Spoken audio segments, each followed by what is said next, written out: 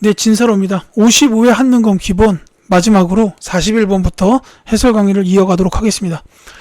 다음 대화가 이루어진 시기를 연표에서 옳게 고른 것은 하고 물었죠. 자, 순중의 인산일인 어제 경성에서 만세 시위가 크게 일어났다는군. 자, 장례행렬이 지나갈 때 학생들이 경문을 뿌리며 독립만세를 외쳤다지.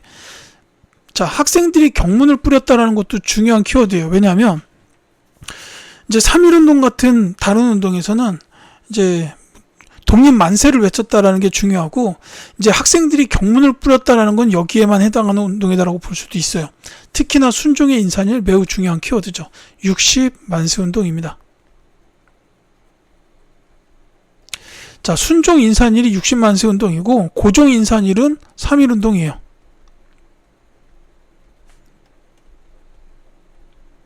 이제 인산일이라는 거는 이제 굉장히 높은 뭐 왕이나 뭐 왕자, 뭐 왕후 이런 분들이 이제 돌아가셨을 때 기념하는 장례일이라고 보시면 됩니다.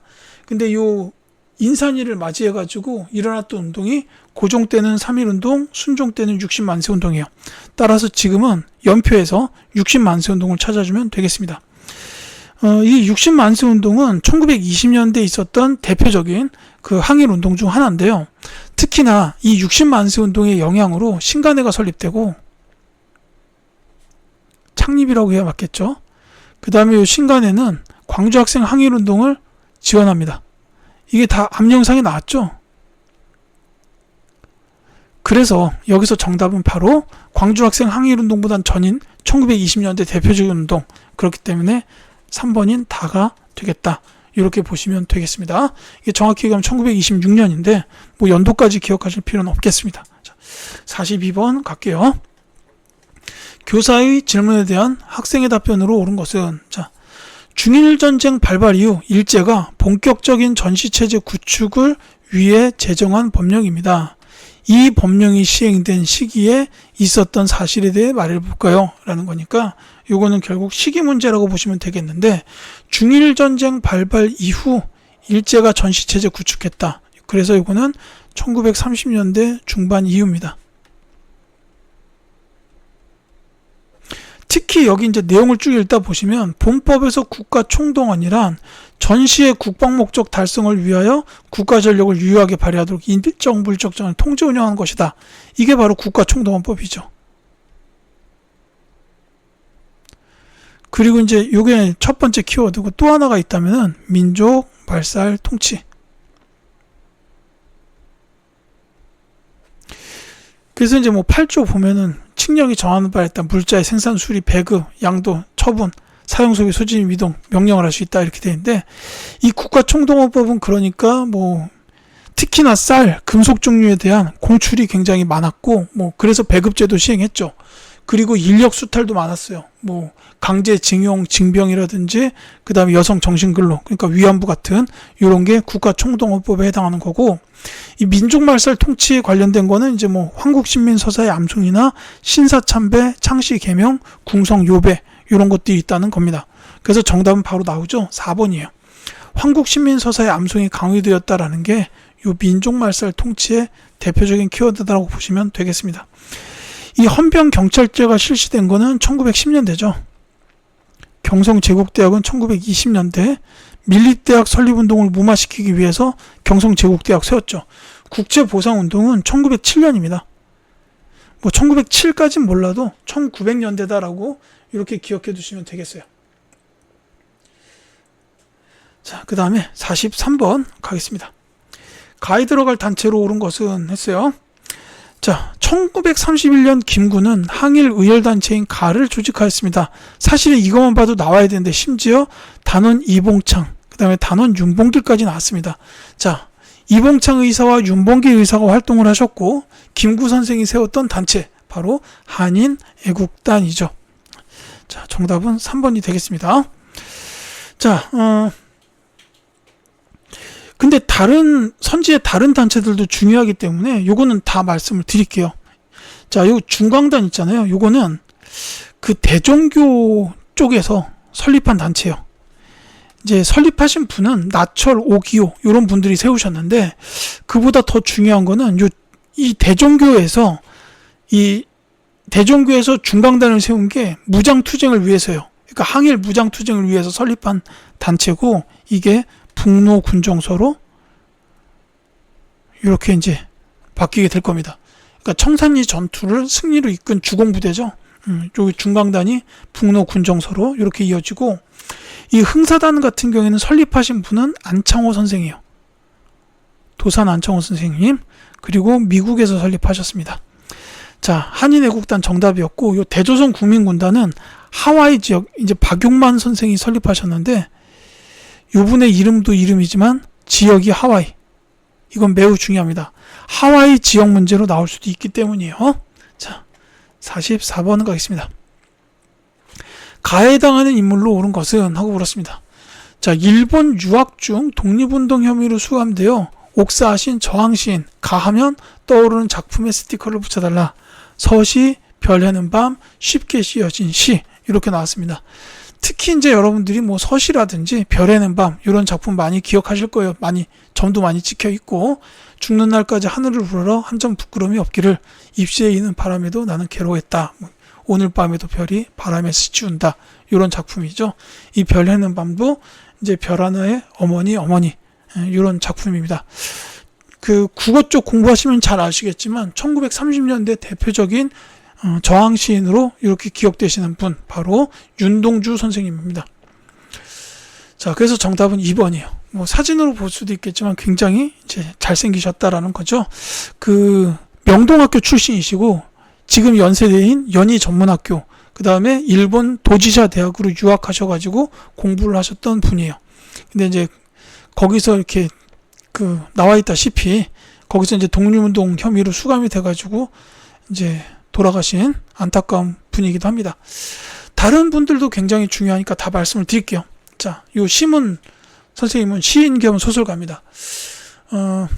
일단은 소설로서는 그 브나로드 운동을 이제 배경으로 하는 상록수가 있어요. 요거는 이제 브나로드 운동을 배경으로 했어요. 최영신 같은 인물이 등장합니다. 그 다음에 이제 시로 따지자면은 그날이 오면 같은 작품을 쓰셨어요. 이거 기억하셔야 됩니다. 그 다음에 이육사 시인은 본명은 이원록이죠. 이분이 감옥에 너무 많이 이렇게 수감이 되셨어요. 그래서 죄수 수임 번호가 264번이라 그 번호를 본인의 필명으로 쓰셨던 게 이육사입니다. 그리고 이제 이분은 그 조선혁명 간부학교, 여기도 들어가셨어요. 그러니까 김원봉 선생하고도 굉장히 가까웠을 겁니다. 조선혁명 간부학교도 들어가셨고 의열활동도 하셨어요. 근데 이제 시인으로 우리는 잘 알고 계시죠? 그 대표적으로는 뭐 광야, 그 다음에 절정, 그 다음에 꽃, 이렇게 이제 선 굵은 이제 독립 의지를, 청포도도 있죠. 이런 작품들을 쓰셨습니다. 자, 그 다음에 이 만해 한용운 님도 계시네요. 이분은 이제 뭐 시인으로도 유명하죠. 뭐 님의 침묵이라든지. 알 수 없어요. 이런 대표적인 작품들이 있고요. 이제 시인이기도 하시지만 승려입니다. 승려. 그래서 이제 불교 구신을 위해서 힘쓰셨던 분이에요. 이제 요거까지는 같이 기억해 두셨으면 좋겠습니다. 문화 파트로 출제될 수도 있고요. 이제 작품이 나올 수도 있어요. 선지에. 그렇기 때문에 꼭 기억해 두시기를 바라겠습니다. 자, 다음 45번 갈게요. 자, 가군대에 대한 설명으로 옳은 것은? 하고 물어봤습니다. 자, 1940년 대한민국 임시정부가 창설한 가의 총사령관 지청천 장군. 자, 이렇게 나왔습니다. 자, 지청천 장군도 중요하고요. 대한민국 임시정부가 창설한 군대죠. 이 군대도 중요합니다. 한국광복군이에요. 바로 나와야 됩니다. 다만 이 지청천 장군님의 이름만 보고서는 사실 두 부대가 있어요. 이제 한국광복군도 있지만 그 전에 한국독립군, 여기서도 총사령관을 하셨습니다. 이게 1930년대. 그리고 한국광복군이 1940년대요.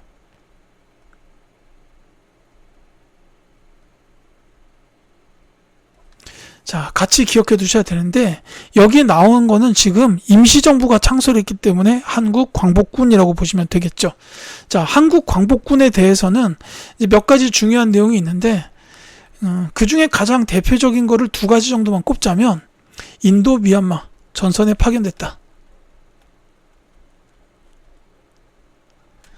영국의 요청으로 인도 미얀마 전선에 파견돼서 여기서 이제 작전을 수행을 했어요. 그 다음에 또 하나가 미국과 연계해가지고, 미국 OSS입니다. 전략정보 특수부대요. 연계해가지고 국내 진공작전을 추진했다.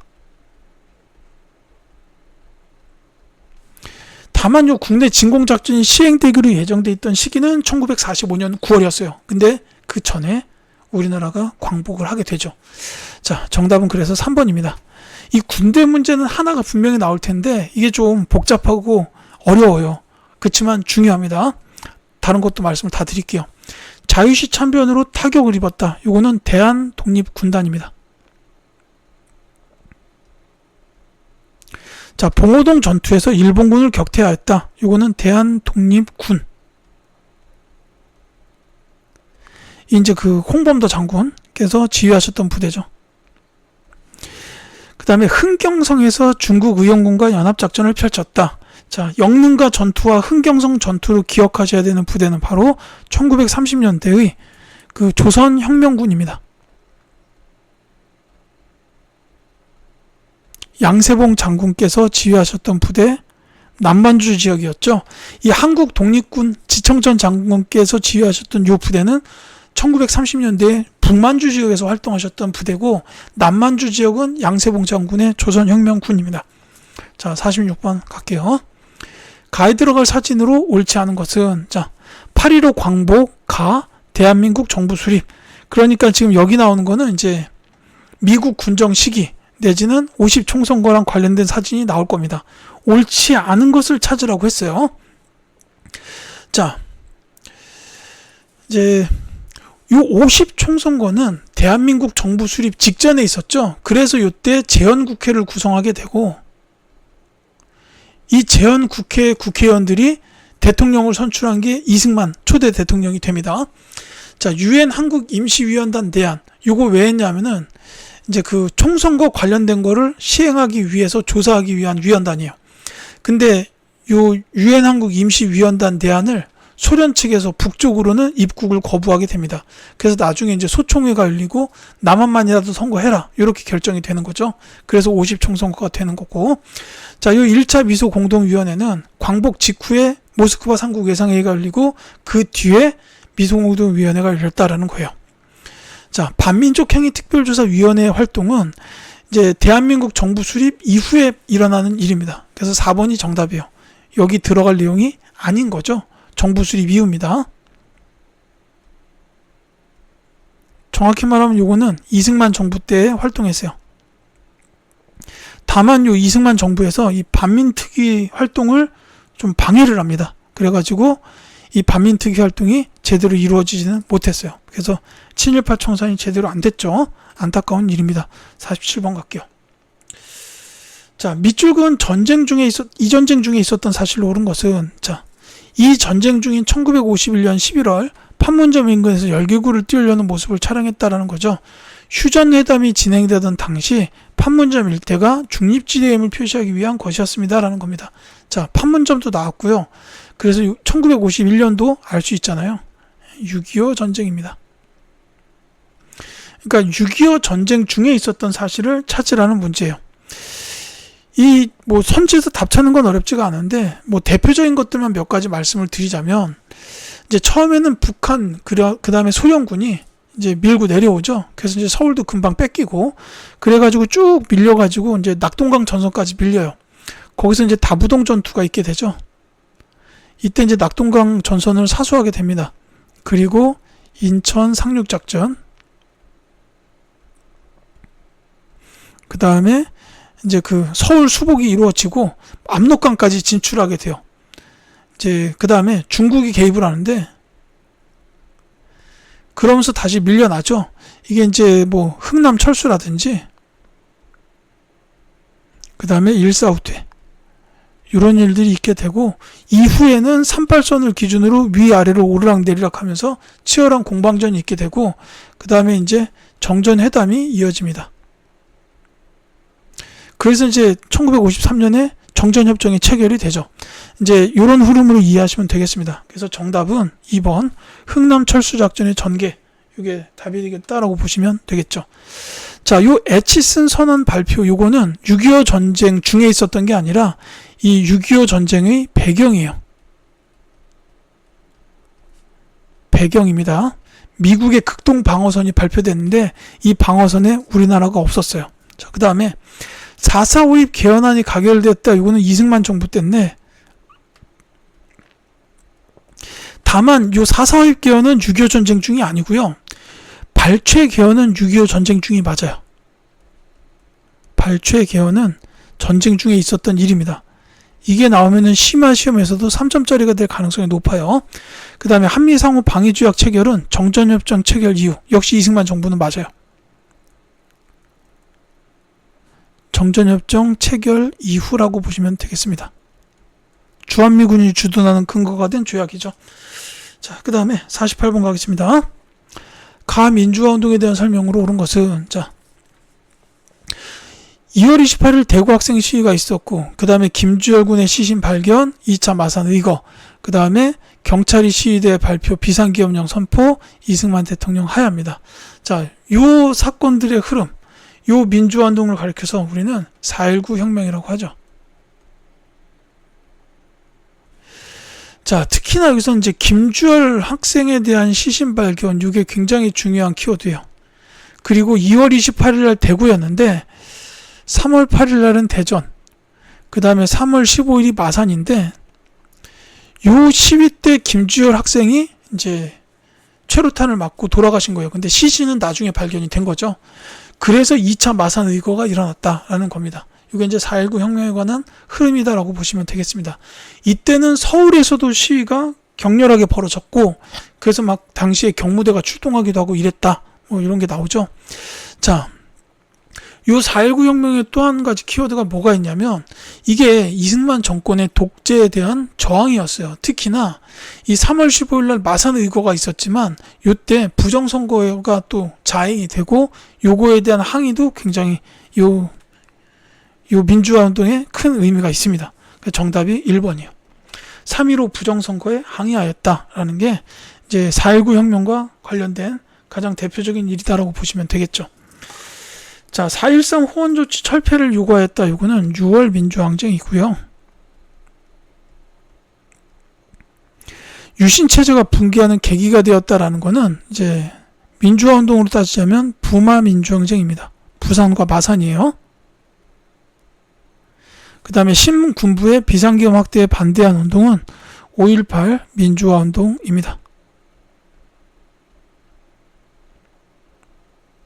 자, 다른 선지도 다 중요하네요. 49번 가겠습니다. 다음 연설문을 발표한 정부 시기에 경제 상황으로 옳은 것은? 하고 물어봤습니다. 자, 경부간 고속도로의 완전 개통을 보게 된 것을 국민 여러분과 더불어 경축해 맞이하는 바입니다. 라고 돼 있죠. 자, 경부고속도로의 개통을 통해서 이 정부를 바로 아셔야 됩니다. 경부고속도로가 개통될 때의 정부는 바로 박정희 정부입니다. 그러니까 지금 이 문제는 박정희 정부 시기의 경제 상황을 찾으라는 거예요. 이제 뭐 경부고속도로의 개통도 있지만은 경제 관련된 것만 말씀드리자면, 경제개발 5개년 계획, 이게 여러 번 실시가 되죠. 경부고속도로 개통은 안 쓸게요. 그 외에는 수출 100억 달러 달성,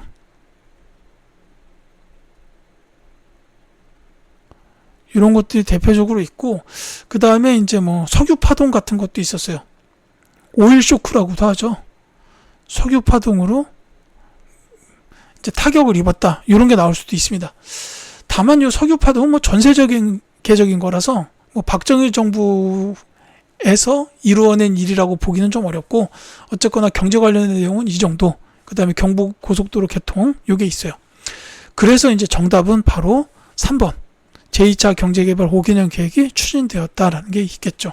뭐 요 외에는 뭐 이제 새마을운동, 농촌 발전을 위한 운동으로 보시면 되겠죠. 자, 서울에서 G20 정상회의가 개최되었다. 요거는 이제 이명박 정부입니다. 그 다음에 한미 자유무역 협정이 체결되었다. 미국하고 한 거는 노무현 정부예요. 칠레하고 한 거는 김대중 정부, 그 다음에 중국하고 체결한 건 박근혜 정부입니다. 자, 경제협력 개발기구에 가입하였다. 요거는 이제 김영삼 정부죠.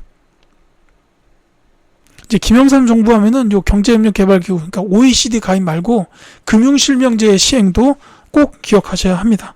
50번 갈게요. 자, 다음 발표에 해당하는 정부 시기에 있었던 사실로 옳은 것은 하고 물었습니다. 자, 남북 화해 및 평화를 위한 노력인데 남북한이 유엔에 동시 가입했다라는 거, 그 다음에 남북 기본합의서를 채택했다라는 거, 그 다음에 한반도 비핵화에 관한 공동선언에 합의했다라는 게 있죠. 자, 여기서 지금 말하고 있는 이 정부는 노태우 정부입니다. 남북한의 유엔 동시가입이나 남북기본합의서, 한반도 비핵화, 이게 전부 다 중요한 키워드고 조금 어렵긴 한데 이제 또 관련된 게 한 가지 더 있다면은 77 선언 정도가 있어요. 요거까지 기억해 두시면 더 좋겠습니다만 조금 어려울 수 있네요. 자, 노태우 정부 시기에 있었던 사실로 옳은 걸 찾아라 그랬는데 이건 정답을 먼저 말씀을 드릴게요. 서울 올림픽 대회가 개최된 게 노태우 정부 시기라고 보시면 되겠습니다.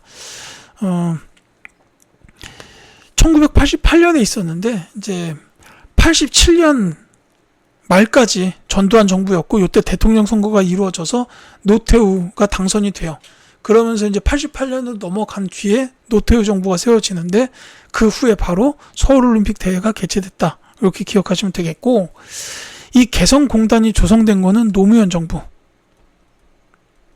그 다음에 베트남 전쟁에 국군이 파병된 거는 박정희 정부고요. 그 다음에 국민기초생활보장법이 제정된 거는 김대중 정부 라고 보시면 되겠습니다. 자, 이렇게 해서 55회 한국사 능력검정시험 기본에 대한 해설 강의를 모두 마치겠습니다. 자, 지금까지 강의를 들어주신 학생 여러분들께 진심으로 감사드리면서 저는 다른 컨텐츠를 통하여 또 찾아뵙도록 하겠습니다. 감사합니다.